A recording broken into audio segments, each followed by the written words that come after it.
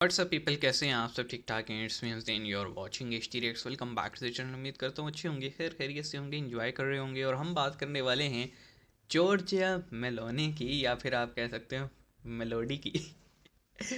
ओए यार, ये इन्होंने एक शायद मोदी और मेलोनी को मिला के मेलोडी बनाया था।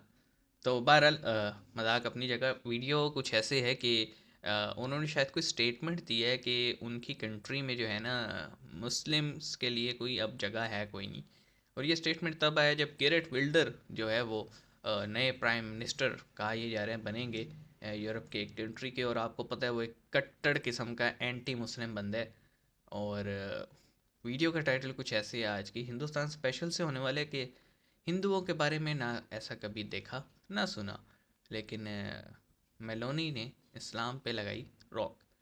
तो शुरू करते हैं इस वीडियो को, देखते हैं, फिर मज़ीद बातें करेंगे और फिर असेसमेंट कोई दे पाएंगे। शुरू करते हैं 3 2 1 एंड नमस्ते दोस्तों, जय हिंद।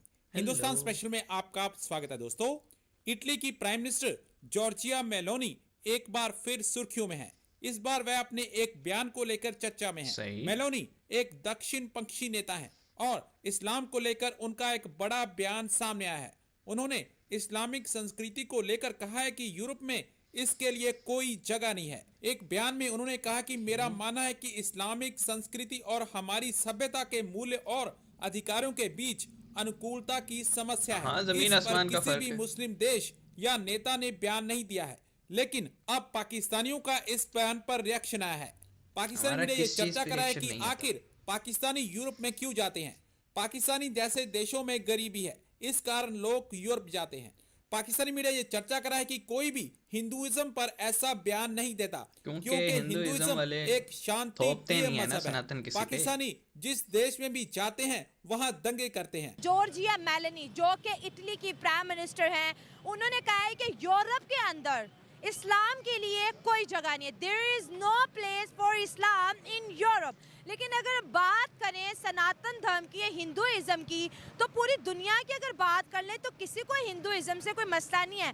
लेकिन यूरोप के अंदर स्पेसिफिकली इस्लाम के ऊपर क्यों बात की जा रही है? वहाँ पर ऋषि सोनक भी थे, वहाँ पर बिलियनियर इलॉन मस्क भी थे, जिन्होंने अपनी अपनी राय दी इस्लाम को यूरोप के अंदर बैन करने की। यूरोप के अंदर जो है इस्लाम को जी बैन करने की बात करिए, कह रहे हैं यूरोप के अंदर इस्लाम की कोई जगह नहीं। इनडायरेक्टली वो कह रहे हैं कि मुसलमान की कोई जगह नहीं। क्यों? बेसिकली शुरू से यही चलता आ रहा है।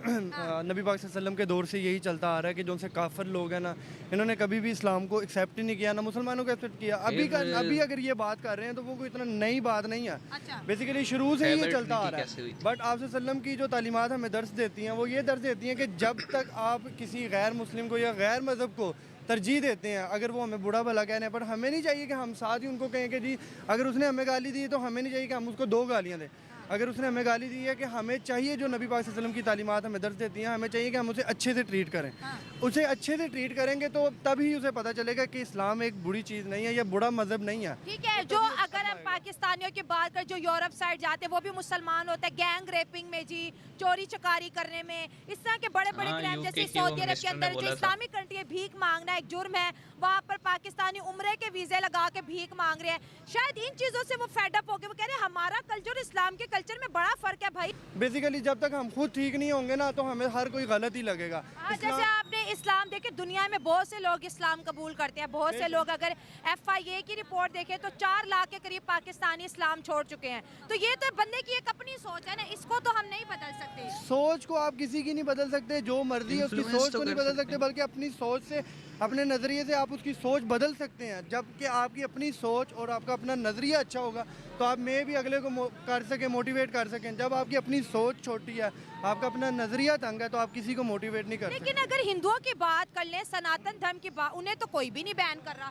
उनके लिए तो मंदिर भी बना रहे हैं, दुबई ने उनके लिए मंदिर बना दिया है, सऊदी अरेबिया भी मंदिर बनाने की सोच रहा है। उनके लिए तो लोग दरवाजे खोल रहे हैं और हमारे ऊपर बंद किए जा रहे हैं। बेसिकली न्यूरा मैन हमारे लिए इसलिए बंद किए जा रहे हैं कि हम ओवरऑल मतलब देखें, कुछ स्पेसिफिक कंट्रीज़ हैं, पाकिस्तान, अफ़गानिस्तान, इसी तरह कुछ अफ्रीकन नेशंस हैं, वहाँ के मुसलमानों को लेके ना एक परसेप्शन है कि भाई ये जहाँ जाते हैं ना रौला ही डालते हैं। और आप देख लें, चाहे यूके हो, चाहे मिडल ईस्ट हो, यूएई हो, सऊदी अरब हो, कुवैत हो, बहरीन हो, या फिर यूरोपियन की बहुत सारी नेशंस हो जहाँ पाकिस्तानियों को एक्सेस मिल जाती है अगर, तो 1-2 महीने बाद ये अपनी हरकतों पे शुरू हो जाते हैं। भीख मांगना, चोरी करना, ईव टीजिंग करना, स्टॉकिंग करना, फिर मतलब बहुत सारे इश्यूज़ हैं, किस किस पे बात करें। अब जब उनके कंट्री में एक मेजर प्रेजेंस इस्लाम की नहीं है, और वहाँ पे जितने भी इस्लाम का परसेप्शन जा रहा है वो वहाँ जाने वाले लोगों से जा रहे हैं। और जब वहाँ जाने वाले लोग एक डाटा एनालिसिस देखा जाए तो पता लगे कि जितने भी जो है ना क्रिमिनल चार्जेस फाइल हो रही हैं एक साल में, उसमें से 60% या 70% इमिग्रेंट्स के तरफ से है, और वो सारे मुस्लिम्स हैं। तो फिर अगला बयान क्या होगा किसी का कि भाई ये फॉल्ट है और हमें चाहिए ही नहीं। अब वो नेशनैलिटी के हिसाब से तो बैन करने से रहे, तो वो मज़हब के हिसाब से बैन कर रहे हैं कि भाई इस्लाम मज़हब का बंदा ही नहीं चाहिए हमें। ये मेरा एक परसेप्शन है इस चीज़ पे, ठीक है, कि क्या वजह हो सकती है। देखें, अच्छे लोग कहीं जाएंगे और एक अच्छा एनवायरनमेंट क्रिएट होगा तो वो मज़ीद वेलकम करेंगे, और अगर एक्सपीरियंस अच्छा नहीं होगा तो अगली बार के लिए दरवाज़ा बंद कर देंगे।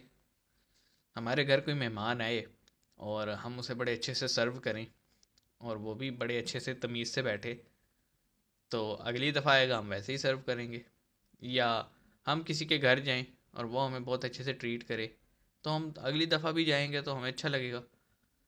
अगर कोई मिसहैप होता है, एक्सपीरियंस अच्छा नहीं होता, तो अगली बार क्या होगा, अगर वो आपके घर आएगा तो आप भी ज़रा एक लिमिट में रह के उसे सर्व करेंगे, या आप उसके घर जाएंगे तो वो भी इसी तरह। तो ये एक गिव एंड टेक वाला सीन होता है। हम अच्छे रहेंगे तो लोग हमसे अच्छा ही रवैया रखेंगे। प्रॉब्लम बताऊं कि आप देखें, जो भी टेररिस्ट होता है वो कहता है अल्लाह अकबर, फट जाते हैं। अब हम लोगों को कैसे समझाएं कि भाई वो ठीक है, उसने अल्लाह अकबर कहा है, वो कुरान भी पढ़ता है, वो आपको शरीयत भी दिखाता है, बट वो इस्लाम एक्चुअलिटी में है नहीं। ठीक है, एक्चुअली वो है नहीं इस्लाम।